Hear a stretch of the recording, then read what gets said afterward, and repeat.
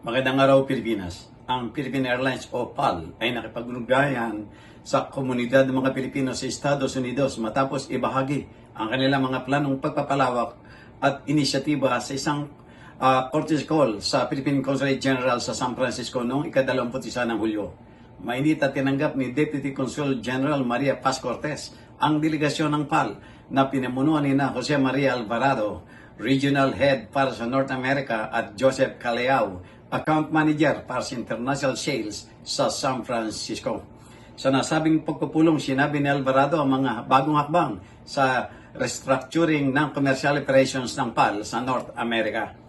Kabilang dito ang paglipat sa isang regional sales organization at ang pagtatatag ng centralized support system para sa kanilang mga partner na travel agency.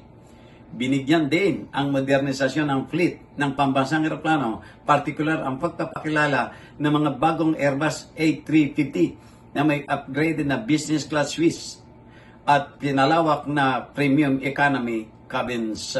Kasabay nito, ang plano ng PAL na dagdagan ng mga flight capacity sa mga pangunahing ruta sa Amerika kabilang ang San Francisco.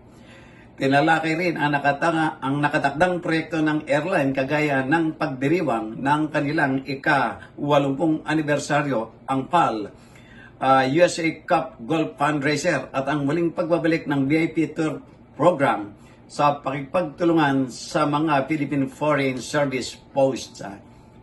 Naging saksi rin sa pulong sina Consul Rowena Pangilian Dakipil, Philippine Department of Tourism, San Francisco Administrative Officer Sterling Red F. Samson at Economic Assistant Danica Bismonte.